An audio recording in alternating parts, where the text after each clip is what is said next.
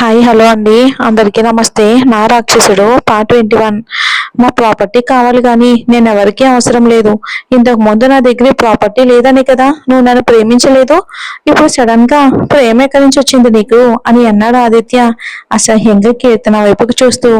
అతడు మాట చెప్పగానే కీర్తన గట్టిగా కళ్ళు మూసుకుంది. కన్నీళ్లతో అతడికి కనిపించకూడదు తన కన్నీళ్లు అని బాధగా. అతడు అన్న దానికి కీర్తన నిదానంగా కళ్ళు ఓపెన్ చేసి అతడికి దగ్గరగా జరిగి, కనీసం నీకు నా కళ్ళల్లో ఇంతకు ముందు కూడా ఏమీ కనిపించలేదా? నువ్వు నీ ప్రాపర్టీ ఇదేమీ అవసరం లేదు. నిజంగానే నేను నిన్ను ప్రేమిస్తున్నాను. ఎంతగా అనేది నేను చెప్పలేను. కాకపోతే నా బ్యాడ్ టైం ఇప్పుడు నీకు చెప్పాల్సి వస్తుంది ఇది. ఆదిత్య నవ్వాడు గట్టిగా. వెరీ గుడ్, బాగుంది డ్రామా అంటూ. నిజం ఆదిత్య, ప్లీజ్ నన్ను నమ్ము. నీకు ఈ ప్రాపర్టీ ఇది వీటన్నిటికంటే ముందే నేను నిన్ను ప్రేమించాను అని బాధగా చెప్పింది కీర్తన. అవునా, అయితే ఈ విషయం నాకు అప్పుడే కాలేజీలో ఎందుకు చెప్పలేదు? నేను నీకు ఐ లవ్ యూ చెప్పినప్పుడే నువ్వు నాకు చెప్పాల్సింది. కానీ నువ్వేం చెప్పావు? నీలాంటి వాడిని ఏ అమ్మాయి పెళ్లి చేసుకుంటుంది అని చెప్పావు. అవునా? అప్పుడేమో నీకు నేనంటే ఇష్టం లేదు, ఇప్పుడేమో నేనంటే ఇష్టం. అప్పుడేమో నువ్వు నన్ను ప్రేమించడం లేదు, ఇప్పుడేమో నువ్వు నన్ను ప్రేమిస్తున్నావు. ఇది కొంచెం నమ్మడానికి కష్టంగా ఉంది కదా అని అన్నాడు అతడు. ఆదిత్య ప్లీజ్ అని అంది కీర్తన. Shut up, just shut up. నువ్వు చెప్పేవన్నీ అబద్ధాలే. నేను అస్సలు నమ్మలేను. అర్థమవుతుందా? నా నమ్మకం, నా ప్రేమ నువ్వు తిరిగి ఎప్పుడూ పొందలేవు. You don't deserve me. Keerthana బాధగా అతడి వైపుకు చూసింది. అవునా, సరే, నువ్వు నమ్మవు. ఓకే, నా పైన నీకు ప్రేమ లేదు. మరి ఎందుకు నన్ను పెళ్లి చేసుకున్నావు? కేవలం నీ ప్రాపర్టీని రక్షించుకోవడానికి. అయితే వేరే ఎవరినైనా కూడా చేసుకోవచ్చు కదా. ఆ మాటకి ఆదిత్య నవ్వాడు. నాకు 27 ఇయర్స్ కంప్లీట్ అయ్యేలోపు నేను పెళ్లి చేసుకుంటే ఈ ఆస్తి మొత్తం నా సొంతం అవుతుంది. అలాగే చేసుకుందామని అనుకున్నాను. కానీ సడన్ గా నువ్వు నా పైన పోలీస్ స్టేషన్లో కంప్లైంట్ చేసావు చూడు, అప్పుడు వచ్చింది నిన్ను పెళ్లి చేసుకోవాలి అన్న ఆలోచన. నాకు మన పాత కాలేజీ రోజుల్లో గుర్తుకొచ్చాయి. నీకు నాకు మధ్య ఉండిపోయిన బాకీ గుర్తొచ్చింది. సో అంతా మళ్ళీ తీర్చాలి కదా, అందుకని నిన్ను పెళ్లి చేసుకుని ఇక్కడ బందీగా మార్చేశాను అని అన్నాడు అతడు. దానికి కీర్తన ఒక్కసారిగా షాక్ అయిపోయింది. అసలు ఈ 3 ఏళ్ళు నేను ఎంత బాధ అనుభవించానో, నువ్వు అంతకంటే ఎక్కువగా నరకం అనుభవించాలి. మనం అంటే ఇష్టం లేని వ్యక్తులు మన ముందుంటే, వాళ్ళు మనల్ని దారుణంగా ట్రీట్ చేస్తూ ఉంటే ఎలా ఉంటుందో నీకు చూపించాలి. ఖచ్చితంగా చూపిస్తాను. నిన్ను చూసి ఆ కౌశిక్ గాడు కుళ్ళి కుళ్ళి చావాలి. మీ ఇద్దరు ఏడుస్తూ ఉంటే అప్పుడు అప్పుడు నాకు సంతోషం కదా, నా రివెంజ్ అప్పుడు కదా తీరేది. కీర్తనకు అలాగే దిమ్మ తిరిగిపోయింది ఆదిత్యాన్ని చూస్తూ. ఇప్పుడు అర్థమైంది కదా నేను ఎందుకు చేసుకున్నాను అని. అనవసరంగా ఓవరాక్షన్ చేయకుండా నీ పని నువ్వు చూసుకో. అలాగే నన్ను ప్రేమిస్తున్నాను అనేటువంటి నాటకాలు కూడా కాపు. ఇంకొక విషయం, నాకు దూరంగా ఉండు. నేను అసలే మంచివాణ్ణి కాదు, అందులోనూ తాగితే రాక్షసుణ్ణి. చెప్పాను కదా అని అన్నాడు కోపంగా. ఇదంతా నీకు తప్పుగా అనిపించడం లేదా? నీకు దూరంగా నేను ఎలా ఉండగలను? నువ్వు నా భర్తవి, నేను నిన్ను ప్రేమిస్తూ ఉన్నాను. ఎలా నిన్ను వదిలేయగలను? నువ్వు నమ్మినా నమ్మకపోయినా నిజం ఆదిత్య, నేను నిన్ను ప్రేమిస్తూ ఉన్నాను, ప్రేమిస్తూనే ఉంటాను. నీకు నమ్మకం ఎలా కుదిర్చాలి? మొదటి నుంచి కూడా నువ్వంటే నాకు చాలా ఇష్టం అని కళ్ళల్లో కన్నీళ్ళు వస్తూ ఉంటే చెప్పింది కీర్తన. ఆమె వైపుకు చూసిన ఆదిత్య అలానే చూస్తూ దగ్గరకు వచ్చి, అయితే 2 దారులు ఉన్నాయి, చేస్తావా అని అన్నాడు. కీర్తన అతడి వైపుకు అలాగే చూస్తూ ఏంటి అని అడిగింది. 1, పేరుకు మాత్రమే నా భార్యగా ఉండు. నీ ఇష్టం వచ్చినట్టు బ్రతుకు. నీ పనుల్లో నేను దూరను, నా లైఫ్ లో నువ్వు ఇంటర్ఫియర్ అవ్వకు. హ్యాపీగా నీ ప్రొఫెషన్ కంటిన్యూ చేయి, డాక్టర్ గా ఉండు. నీ జీవితం నీ ఇష్టం. కౌశిక్ ని కలుస్తావా, వాడితో ఊరేగుతావో, ఏం చేస్తావో నాకు తెలీదు. ఓకేనా నీకు? ఎటువంటి అడ్డు అదుపు అనేది ఉండదు. ఎంజాయ్ నా ప్రాపర్టీతో అని అన్నాడు నవ్వుతూ. నీకు కావాల్సింది ఇదే కదా అంటూ కీర్తన అతడి వైపుకు అలాగే చూస్తూ ఉంది బాధతో. ఇకపోతే 2వది అంటూ ఆగి ఆమె వైపుకు చూశాడు. రెండవది అంటూ అడిగింది కీర్తన అతడి వైపుకు చూసి.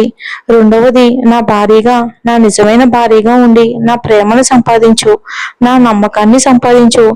దేనికోసం? నువ్వు నేను పెట్టిన రూల్స్ అన్ని ఫాలో అవ్వాలి. నేనేం చెప్తే అది వినాలి. నీకు అసలు ఫ్రీడమ్ అనేది ఉండదు. ఏం చేస్తావు అని అన్నట్టు ఆమె వైపుకు చూశాడు ఆదిత్య. కీర్తన అలాగే చూస్తూ ఉండిపోయింది. బాగా ఆలోచించు. ఆలోచించిన తర్వాత నాకు సమాధానం చెప్పు. కానీ ఒకటి, నువ్వు కనుక రెండవ దారి ఎంచుకున్నావు అంటే నన్ను, నా కోపాన్ని అన్నిటినీ కూడా నువ్వు భరించాలి. అది నీ వల్ల అస్సలు కాదు. కాబట్టి తెలివిగా ఆలోచించు. నీకేం కావాలో అనేది ఎంచుకో అంటూ ఆమె వైపుకు చూసి వెళ్ళిపోయాడు ఆదిత్య. కీర్తన అలాగే ఏడుస్తూ చూస్తూ ఉండిపోయింది.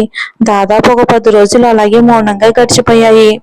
ఇద్దరు ఎవరికి ఎవరు సరిగ్గా మాట్లాడుకోలేదు. ఎవరు పనుల్లో వాళ్ళు ఉన్నారు. కీర్తన కూడా ఇప్పుడు అతన్ని ఎక్కువగా కదిలించడం లేదు. ఆదిత్య కూడా ఆమెను ఎక్కువగా డిస్టర్బ్ చేయడం లేదు.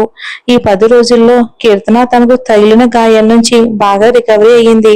ఒక రోజు ఉదయాన్నే కీర్తన అతడికి టీ తీసుకుని వచ్చినప్పుడు ఆమె చేయి పట్టుకుని ఆమె వైపుకి చూశాడు. ఆదిత్య ఏంటి అన్నట్టు చూసింది. నా పాటికి నేను చెప్పేశాను. నీ పాటికి నువ్వు విన్నావు. నీ నిర్ణయం ఏంటి అనేది చెప్పలేదు. ఇంతవరకు 10 రోజులు అవుతుంది. సరిపోలేదా? నీకు ఆలోచించుకోవడానికి ఇంకా టైం కావాలా అని అన్నాడు అతడు సూటిగా చూస్తూ. దానికి కీర్తన ఏమీ మాట్లాడలేదు. అతడి వైపుకి చూస్తూ ఉంది. చాలు, ఇప్పటికే చాలా ఎక్కువ టైం ఇచ్చేశాను. బాగా ఆలోచించు. రేపటి వరకు నీ సమాధానం చెప్పు. అర్థమవుతుందా అని చెప్పాడు. తెలివిగా ఆలోచించి చెప్పు. అర్థమైందా? ఎలా అంటే అలా కాదు. ఒకసారి నిర్ణయం తీసుకున్న తర్వాత వెనక్కి వెళ్ళలేవు. ఓన్లీ నీకు 24 గంటలు మాత్రమే టైం ఉంది. జాగ్రత్త అని అనేసి అక్కడి నుంచి వెళ్ళిపోయాడు ఆదిత్య. కీర్తన అలాగే ఆలోచిస్తూ ఆ రోజు మొత్తం అక్కడే ఉండిపోయింది. ఆ రోజు కూడా ఎటువంటి మాటలు లేకుండా జరిగిపోయింది ఇద్దరి మధ్య. ఉదయాన్నే నిద్రలో ఉన్న ఆదిత్యకు ఎవరో లేపుతున్నట్టు అనిపించి కళ్ళు ఓపెన్ చేసి చూసి ఎదురుగా ఉన్నది చూసి ఒక్కసారిగా అలాగే ఆశ్చర్యపోయాడు. అప్పటికే కీర్తన అందంగా రెడీ అయ్యి అతను ముందు నిలబడింది. ఆదిత్య ఆమెను అలాగే చూస్తూ ఆశ్చర్యపోయాడు. ఏంటి ఉదయాన్నే అవతారం అంటూ లేచి నిలబడి ఆమె వైపుకు చూస్తూ, అవతారం ఏముంది, భార్య కాబట్టి పనులు చెయ్యాలి. కమాన్, తొందరగా రెడీ అవ్వండి, బ్రేక్ఫాస్ట్ చేస్తున్నాను అని చెప్పింది కీర్తన.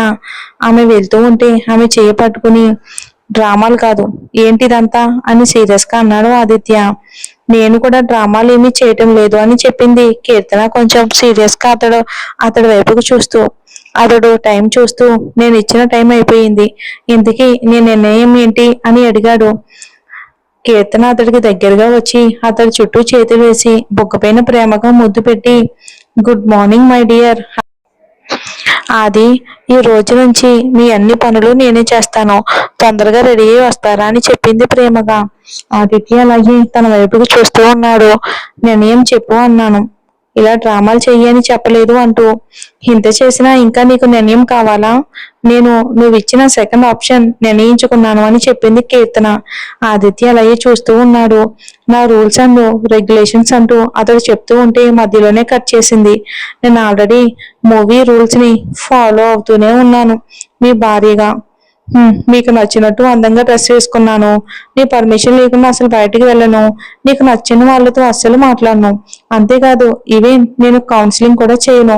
నా ప్రొఫెషన్ కూడా వద్దు. నువ్వు ఒప్పుకుంటేనే వెళ్తాను హాస్పిటల్కి, లేకపోతే లేదు అని చెప్పింది చిన్నగా. ఆదిత్య ఆమె వైపుకి చూస్తూ అపనమ్మకంగా ఉన్నాడు. నా కోసం ఇదంతా చేయటం అవసరమా అంటూ. అతడు అన్న దానికి కీర్తన నవ్వింది. నువ్వే అన్నావు ఏ ఆప్షన్ కావాలి అని. నేను సెకండ్ ఎంచుకున్నాను. ఇంకా నీకు నాకు మధ్య మాటలేముంది? నీ ప్రేమని తిరిగి నేను పొందగలుగుతానా లేదా అనేది మాత్రమే కావాలి. అర్థమవుతుందా? నా ప్రేమ కాదు, నా టార్చర్ ఉంటుంది ఈ రోజు నుంచి. ఆ టార్చర్ ని నువ్వు భరిస్తావా లేదా అనేది చూడాలి. అంతేకాదు ఈ రోజు మాత్రమే కాదు, ఇక పోను పోను ముందు ముందు నేను చాలా పెడతాను. వాటన్నిటికీ నువ్వు భరించాలి. ఒక్కటి పాటించకపోయినా పనిష్మెంట్ ఇస్తాను అన్నాడు ఆదిత్య కోపంగా చూస్తూ. చూడు, నువ్వు అనుకున్నంత ఈజీ కాదు. అందుకే నేను మళ్ళీ మళ్ళీ చెప్తున్నాను. ఇంకొకసారి బాగా ఆలోచించుకొని చెప్పు. కీర్తన దగ్గరకు వచ్చి ప్రేమగా అతడి తలపై ముద్దు పెట్టి, నాకు కావాల్సింది నీ ప్రేమ మాత్రమే. నేను రెడీ, ఎన్నిసార్లు చెప్పాలి అని అంది. ఆదిత్య అలాగే చూస్తూ ఉన్నాడు. నా ప్రేమ తిరిగి పొందడం అనేది అంత ఈజీ కాదు, అర్థమవుతుందా? నువ్వు చాలా అనుభవించాల్సి వస్తుంది. అయినా సరే, ఇంకొకసారి ఆలోచించుకో అని అన్నాడు ఆదిత్య. నేను పూర్తిగా నీ భార్యగా మారడానికి సిద్ధంగా ఉన్నాను. నువ్వేం చెప్పినా చేయడానికి సిద్ధంగా ఉన్నాను. తిరిగి పొందాలి అనుకుంటున్నాను నీ ప్రేమని అని స్థిరంగా చెప్పింది కీర్తన.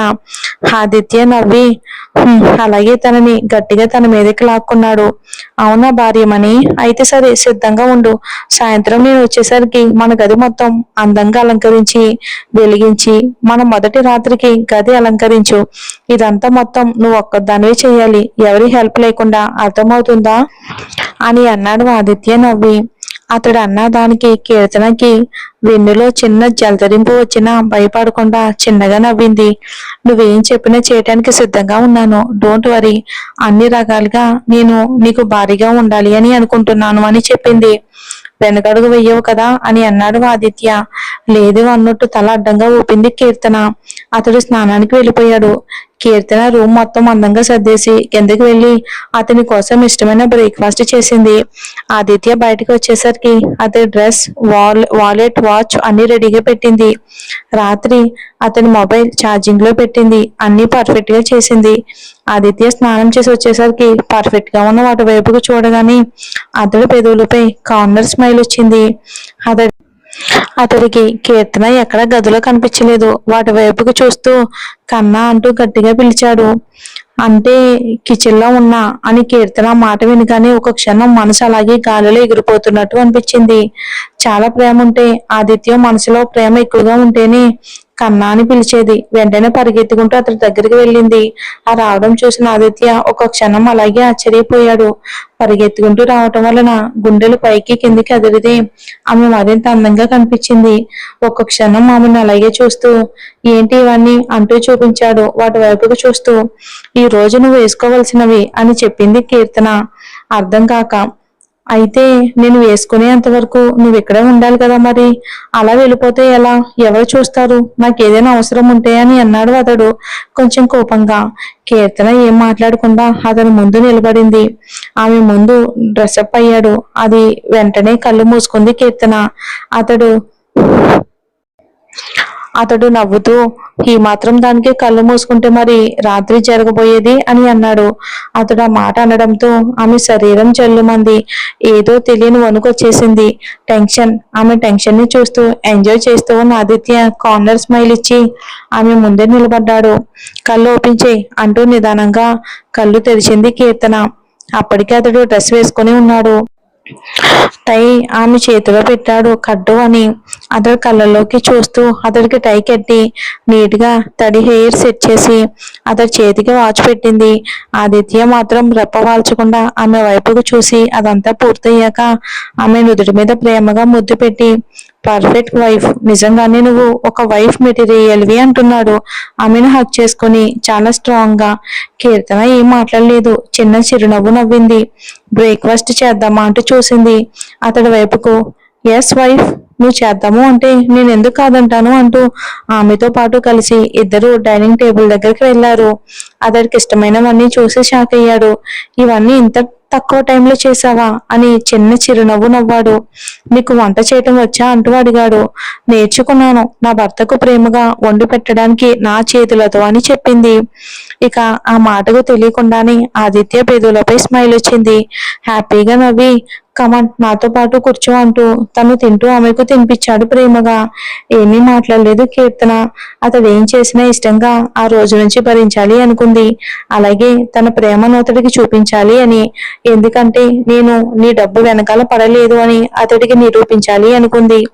ఆదిత్య ఇష్టంగా మొత్తం బ్రేక్ఫాస్ట్ కంప్లీట్ చేసి ఆమె వైపుకు చూస్తూ రెడీగా ఉండు, సాయంత్రం వస్తాను, గుర్తుంది కదా ఏం చేయాలి అనేది అంటూ చూశాడు ఆమె కళ్ళల్లోకి డీప్ గా. అతడు అలా చెప్పడంతో కొంచెం టెన్షన్ గా అనిపించింది, కానీ ఏమీ మాట్లాడలేదు. అదేంటి వెనుకడుగు వేస్తున్నావా అని అన్నాడు ఆదిత్య నవ్వి. నా టార్చర్ భరించడానికి సిద్ధమవ్వు, చెప్పాను కదా. అతడు చెప్పిన దానికి కీర్తన చిన్నగా తలూపింది. అన్నింటికి సిద్ధమేనని. ఓకే, తల ఊపుతున్నావు అంటే అర్థం అన్నింటికి ఒప్పుకున్నావు అని. ఓకే కదా అని మళ్ళీ అడిగాడు ఆదిత్య. సరే అన్నట్టు తలాడించింది కీర్తన. గుడ్, అయితే ఈ రోజు నుంచి నా టార్చర్ భరిస్తావన్నమాట. బాగా గుర్తుపెట్టుకో. ఈ రోజు నుంచి నువ్వు నా రూల్స్ రెగ్యులేషన్స్ ఫాలో అవడమే కాదు, నేనేం చెప్తే అదే చెయ్యాలి, నేనేం చెప్తే అదే వినాలి. ప్రతిదీ ఈజీ కాదు, ఎందుకంటే ఈ ఆదిత్య ఇంతకు ముందు ఉన్న ఆదిత్య కాదు. అది గుర్తు పెట్టుకో. నా ప్రేమను తిరిగి పొందాలి అంటే చాలా కష్టపడాలి బేబీ. అందులోనూ నా నమ్మకం, ఈ రోజు నుంచి నీకు చాలా కష్టాలు వస్తాయి. నీ లైఫ్ లో చాలా భరించాల్సి వస్తుంది. ఒకసారి మళ్ళీ ఆలోచించుకొని అన్నాడు ఆదిత్య. తన బ్రీఫ్ కేస్ తీసుకుని బయటికి వెళ్ళడానికని రెడీ అవుతుంది. కీర్తన అలాగే నిలబడిపోయింది. ఒక అడుగు వేసిన ఆదిత్య ఆమె నుంచి ఆన్సర్ రాకపోవటంతో వెనక్కి తిరగాలి అనుకునే అంతలోపే వెనక నుంచి కీర్తన గాఢంగా అతన్ని స్ట్రాంగ్ గా హక్ చేసుకుని, ఈ రోజు నుంచి మీకోసం ప్రతి పని చేయడానికి సిద్ధంగా ఉన్నాను. నువ్వు కోరుకున్న దానితో పాటు నాకు నీ ప్రేమ కావాలి, అంతకు మించి ఇంకేమీ అవసరం లేదు. ఆ మాట వినగానే ఆదిత్య పెదవులపై మళ్ళీ కార్నర్ స్మైల్ వచ్చింది. నిదానంగా తన వైపుకు తిరిగాడు. కీర్తన చిరునవ్వుతో అతడి వైపుకు చూసి అతడు నుదుటిపై ముద్దు పెట్టి, జాగ్రత్తగా వెళ్ళిరా, సాయంత్రం ఎదురు చూస్తూ ఉంటాను అని చెప్పింది. దాని అర్థం ఏంటి అనేది అతడికి బాగా తెలుసు. ఆమె దూరం జరగబోతూ ఉంటే ఆదిత్య వెంటనే తన వైపుకు లాగి స్ట్రాంగ్ గా హక్ చేసుకుని, సాయంత్రం నేను వచ్చేసరికి మన బెడ్రూమ్ మొత్తం అందంగా అలంకరించి ఫ్లవర్స్ తో క్యాండిల్స్ తో అదిరిపోవాలి, తెలుసా? కానీ ఒక్క కండిషన్, ఈ పని మొత్తం నువ్వే చెయ్యాలి, ఎవరి హెల్ప్ తీసుకోకూడదు. మన ఫస్ట్ నైట్ కోసం రూమ్ నువ్వే డెకరేట్ చేయాలి, అర్థమవుతుందా? ఎవరైనా నీకు హెల్ప్ చేశారో అని తెలిస్తే మాత్రం నా పనిష్మెంట్ వేరేగా ఉంటుంది అని అన్నాడు హస్కీగా. ఆమె ఆమె చెవి దగ్గర ఆదిత్య. అతడు అన్న దానికి ఒక క్షణం టెన్షన్ గా అనిపించిన కీర్తన టెన్షన్ తగ్గించుకుని అతడి వైపుకు చూసి, ప్రతిదీ కూడా నేనే దగ్గరుండి చేస్తాను, అన్నీ కూడా ప్రతిదీ నేనే డిజైన్ చేస్తాను అని చెప్పింది కాన్ఫిడెంట్ గా. ఇంకా ఏమైనా ఉందా అన్నట్టు చూసింది అతడి వైపుకు కీర్తన.